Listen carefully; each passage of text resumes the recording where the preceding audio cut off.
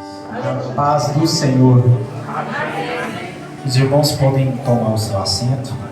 Queridos, eu quero agradecer a oportunidade, o convite do irmão Fábio, dos pastores, para pregar uma campanha de encerramento de projeto de vida.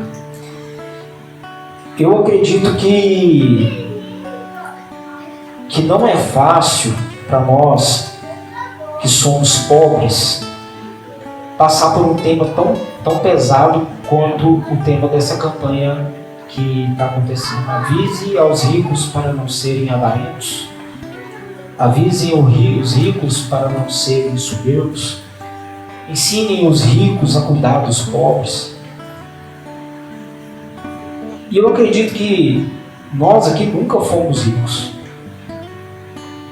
E como nós vamos saber como não ser avarentos se nós nunca fomos ricos? Como nós vamos saber como cuidar do pobre, sendo que às vezes a gente não consegue cuidar da nossa própria casa, da nossa própria geladeira, da nossa própria despensa? E eu achei um tema maravilhoso, mas ao mesmo tempo um tema pesado. E eu escrevi um sermão e até passei para o pastor Francimar, falei: pastor, ajeita aí para mim, dá uma corrigida, dá uma lida aí. E ele: não, cara, o sermão tá legal, pode falar, a igreja vai receber, vai ser uma bênção, Deus vai usar você e etc. E Deus, ele trouxe uma palavra para mim que ele já tinha trazido ela anteriormente, e que é uma palavra que é um desafio para mim e para você. E essa palavra, ela fala exclusivamente de reconstrução. Olha para a pessoa que está do seu lado e fala assim: reconstrução. Reconstrução. Você sabe o que é reconstrução, querido? Não é criar nada do zero. É refazer aquilo que já foi feito, mas de uma forma excelente. Aleluia. E nós temos um exemplo de reconstrução que, na palavra de Deus, que ele apontou diretamente para a vida financeira do povo de Deus. Ele apontou diretamente para a vida financeira, para a vida familiar, para toda a estrutura de sociedade que tinha naquele momento, que foi quando o profeta Ageu chamou o povo a reconstruir o templo do Senhor. Amém, Deus. Olha, quem foi o profeta Ageu? O profeta Ageu foi um profeta que profetizou mais ou menos antes de Cristo, 600 anos. E ele profetizou na época após o exílio babilônico, ou seja, depois que o povo de Deus foi cativo na Babilônia, serviu de escravo, ele saiu da escravidão e Ageu profetizou nessa época. O exílio babilônico, queridos, naquela época destruiu toda Jerusalém. Destruiu a ponto de deixar ruínas, apenas ruínas. E quando o povo saiu debaixo dessa escravidão, eles voltaram para suas terras, eles começaram a reconstruir, fala assim, reconstruir. E foram lá e arrumaram suas casas, arrumaram seus comércios, começaram a regimentar novamente seus bichos, seus animais, e começaram a reconstruir, a refazer tudo aquilo que eles precisavam de básico, mínimo, para sobreviver. Só que Deus, por um motivo, além de dificuldades, Deus mandou fome para aquele povo. E a palavra de Deus, ela fala lá no livro de Ageu, que Ageu chama o povo. O Ageu chama o povo para explicar para o povo por que eles estão passando por aquele problema, por aquele período difícil, por aquele período atribulado, tribuloso, complicado, difícil. Eu queria que os irmãos abrissem, por favor, a Bíblia de vocês no livro de Ageu. Profeta menor, lá na frente, lá. Bem na frente do Velho Testamento. Ageu capítulo 1, a partir do versículo 1. No segundo ano do rei Dário, no sexto mês, no primeiro dia do mês, veio a palavra do Senhor por intermédio do profeta Ageu a Zorobabel, governador de Judá, filho de Salatiel, e a Josué, sumo sacerdote, filho de Zeozadaque, dizendo: assim fala o Senhor dos exércitos, dizendo a esse povo, diz: não veio ainda o tempo de se edificar a casa do Senhor? Veio, pois, a palavra do Senhor por meio do profeta Ageu, dizendo: acaso é tempo de habitardes em vossas casas forradas, enquanto essa casa fica desolada? Ora, pois, assim diz o Senhor dos exércitos: considerai os vossos caminhos. Tendes semeado muito, recolhido pouco. Comeis, mas não vos farteis. Bebeis, mas não vos saciareis a sede. Vesti-vos, mas ninguém se aquece.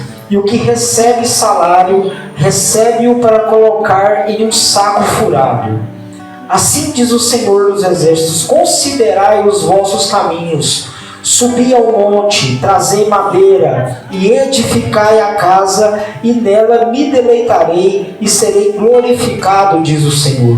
Aleluia. Esperastes o muito, mas eis que veio ser muito pouco.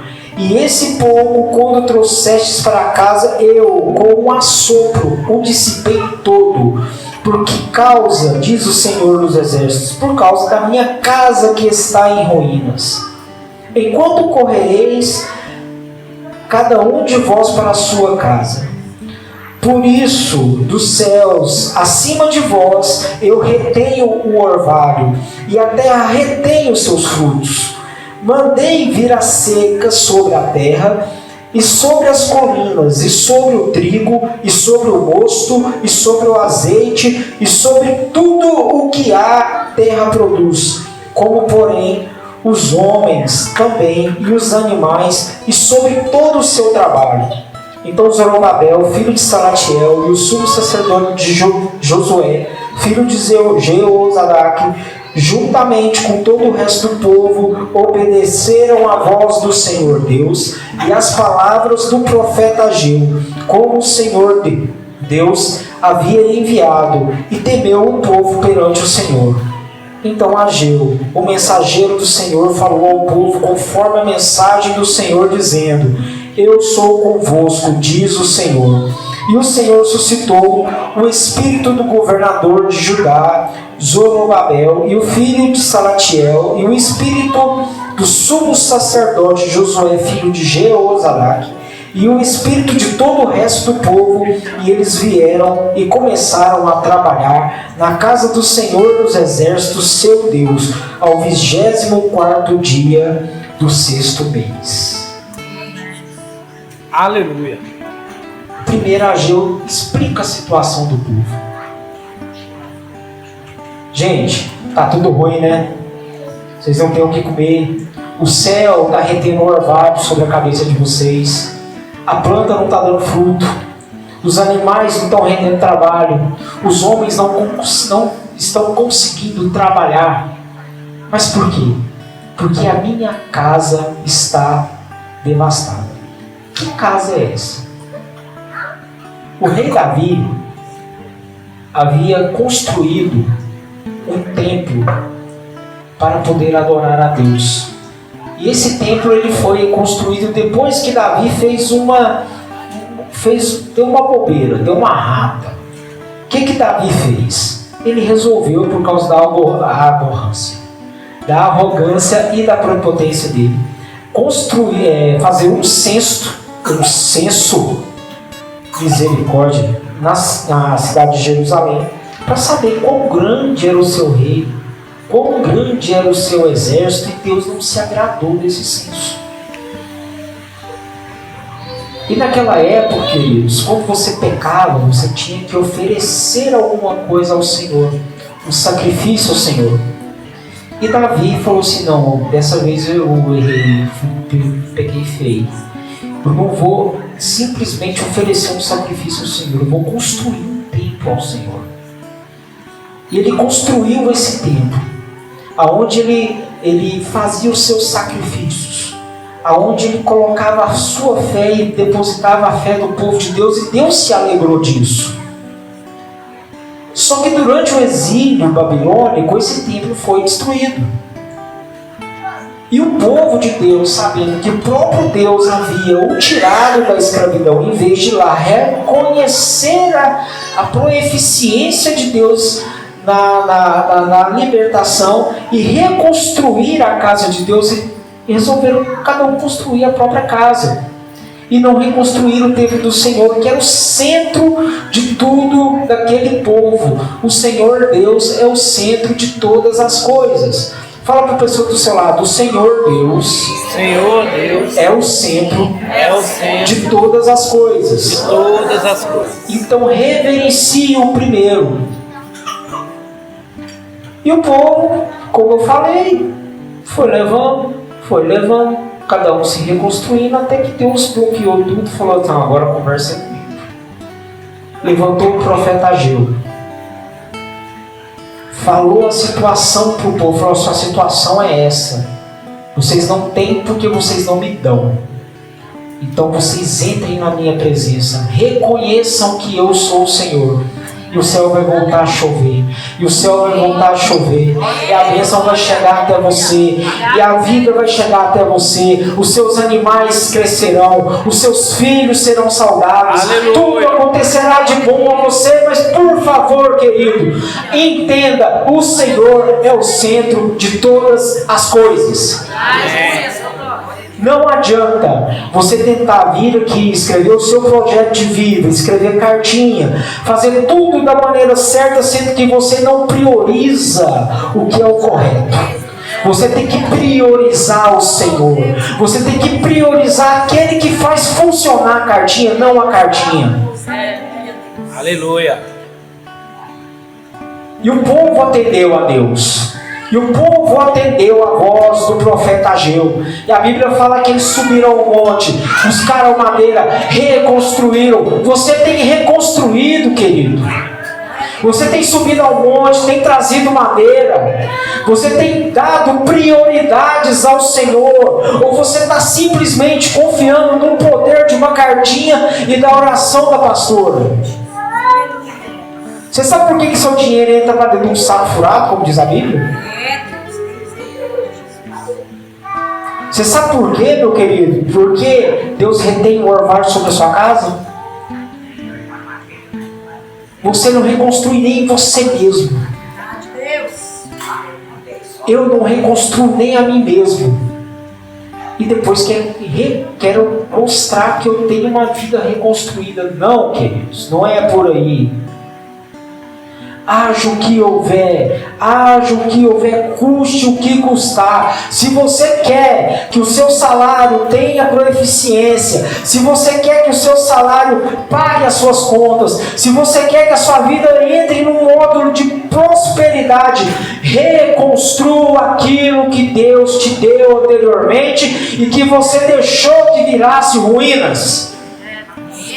Não adianta. Nós temos vários e vários episódios na Bíblia onde nós lemos que Israel se afasta de Deus. E Deus sempre chamando Israel de volta. Fala assim: eu sou Israel.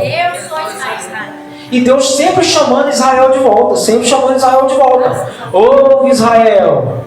Ouve Israel, o Senhor seu Deus é o único Senhor. Ouve Israel, ouve. Eu encheria os seus lagares do mais puro vinho e azeite. Eu encheria os seus celeiros do mais puro vinho, do mais puro mel, do mais puro trigo. Mas ouve Israel, o Senhor te diz hoje: ouve Israel. Deus, ele não quer mais que o seu salário entre para um saco furado. Deus, ele não quer mais que tudo que você coloca na sua mesa seja dissipado como sopro. Mas para isso, querido, você tem que voltar, reconsiderar os seus caminhos, reconsiderar por onde você passou. Você tem que voltar aonde você caiu e falar assim: Senhor, estou aqui, me perdoa, me levanta novamente, e Deus estará contigo e te levantará e te trará de novo aquilo que é o renovo de Deus na sua vida. Mas você precisa dar o primeiro passo. Como é que a gente dá o primeiro passo, querido? Dando. Você sabe por quê? Porque quando o povo de Israel voltou para a terra deles, estava tudo desolado, estava tudo quebrado, estava tudo em ruínas, e eles reconstruíram com as ruínas. Eu não vou pedir para levantar a mão, mas aqui, só você aí, quem aqui tem tanta coisa na vida que está em ruína? Quem aqui está passando por problema, dificuldade, porque algumas coisas estruturais da sua vida estão em ruínas? Você sabe como é que você vai fazer, meu amigo? Você vai pegar essas ruínas e vai falar assim: Deus, eu te apresento aqui os cacos do meu coração, me ajuda a reconstruir, e o Senhor é contigo, e quando você ver, você vai estar com a casa edificada, mas você não pode parar. Você não pode parar, querido. Você tem que dar um passo, outro passo, sabendo que Deus está contigo. Não adianta também você querer reconstruir sem Deus. Se você não tiver com o Senhor contigo, você vai reconstruir para quê? Para ser destruído novamente? E o engraçado é que no final desse trecho, o Senhor usa Ageu para falar o seguinte: o Senhor estará com vocês nesse momento de reconstrução, nesse momento onde você vai ter que pegar as ruínas e recolocá-las no lugar. Você tem a promessa, querido, de que o Senhor estará contigo. Mas não adianta você começar e não terminar. Eu tinha um problema muito sério na minha vida, queridos, muito sério. Tudo que eu começava eu não terminava. Eu não terminava. Sempre que via a primeira dificuldade, eu passava, a segunda eu passava, a terceira eu passava, eu me cansava e não terminava. Sempre, todos os projetos que eu tinha, eu começava e não terminava. E várias pessoas chegavam para mim: não, o caminho é esse, Deus é contigo. E opa, beleza, Deus é comigo, então eu vou. Se Deus é comigo, eu vou. Se Deus está comigo, eu vou. Se o Senhor Deus é a minha motivação, eu vou. Mas chegava no meio da jornada, do caminho, a dúvida me pegava e eu parava. Meus amigos, meus irmãos, o Senhor Deus é contigo. Aleluia. Mas em qual barreira da sua vida você vai parar? Em qual barreira da sua vida você vai puxar o seu freio de mão? Ou você vai andar com o Senhor? A Bíblia fala que Moisés andou com Deus. A Bíblia fala que Davi andou com Deus. A Bíblia fala que Abraão andou com Deus. A Bíblia fala que Isaac andou com Deus. Isaac, foi surpreendente o que aconteceu com Isaac. Isaac é exemplo do pai dele. Veio fome na terra, uma fome terrível na terra. Ele podia muito bem ter ido para Egito, porque Egito era um lugar que tinha um recursinho, mas só que Egito era um lugar terrível. Ele resolveu, ele e a esposa dele, Rebeca, ir para a terra de Gerar. Chegou na terra de Gerar, a fome, terra dos filisteus, rei Abimeleque. A terra estava passando por uma devastação de fome também. E de repente Deus manda ele plantar naquela terra. Gente, quem é o doido de pegar a semente e lançar a semente aonde tem fome? Aonde a pessoa tem certeza de que não vai frutificar nada. E a Bíblia diz que Isaac foi lá, semeou naquela terra, e no mesmo ano ele colheu 100 por 1. Aleluia. 100 por 1. 100 vezes. Mas você sabe o que é 100 por 1, querido? Você pegou uma semente de arroz, colocar ela dentro da terra, ela sai 100. Aleluia. Você planta só uma semente de arroz, amigo? Não, você planta milhares de sementes de arroz. Então imagina o tamanho da agricultura que Isaac fez, porque o Senhor era com ele. Mas Isaac não parou. Isaac não parou. Tantas dificuldades que Isaac passou quando Isaac foi para a terra de Gerar. Primeiro ele teve que mentir a respeito de Rebeca. Rebeca, bonita demais na conta. Ele, marido de Rebeca, ele chegou lá e falou assim: agora pronto, vão querer me matar para ficar com Rebeca. Então, para mim não matar, para não me matar, fala que Rebeca é minha irmã. E de repente o rei Abimeleque vê Isaac lá todo assanhadinho com a mulher dele e fala: chama, vem cá, parceiro, rei dos filisteus, hein? Vem cá, parceiro, deixa eu falar uma coisa com você. Essa menina aí não é sua irmã, não. Essa menina é sua mulher. Você já pensou se alguém do nosso povo deita com essa mulher aí pensando que é sua irmã? O tamanho do pecado que você ia trazer para a nossa terra? Eu acho que Isaac falou: se não me mataram antes, agora vou matar agora. E por misericórdia de Deus, sabe-se lá por que o rei Abimeleque falou assim: olha, quem colocar a mão na mulher dele, ele morre. Rei dos filisteus, filho de Deus. Queridos, o caminho é justamente esse. É fazer como Isaac fez. É para ir para uma terra que você não conhece, usar a sua fé, lançar a sua semente numa terra que não produz e de repente confia no Senhor e Deus faz a sua plantação viver e prosperar 100 por 1. Aleluia. Mas você não pode parar. Você não pode parar. Você não pode estacionar. Deus não tem prazer nos que retrocedem. Deus já tinha falado isso para Gideão. Deus falou assim para Gideão: ó, os guerreiros aí, ó, os que for medroso aí, ó, você já fala aí para trás, para aí, ó, os que for medroso, sai fora. Deus não tem prazer em quem retrocede. Quem é corajoso aqui diz amém? Amém. Deus não tem prazer nos que retrocedem, queridos. E a palavra de Deus fala que Ageu orienta o povo: vamos construir, não parem, Deus é com vocês. Aleluia. Vamos até o final, vamos até o final. E a palavra de Deus fala que finalmente eles reconstruíram o templo. Ó, maravilhoso o templo.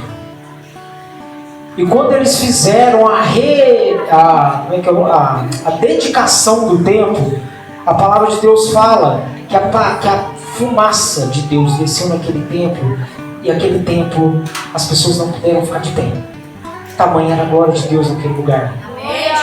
E a palavra de Deus lá em Neemias fala também que os gritos de alegria e felicidade daquele povo era tão grande que dava para escutar 2 cidades de distância. Eita Deus.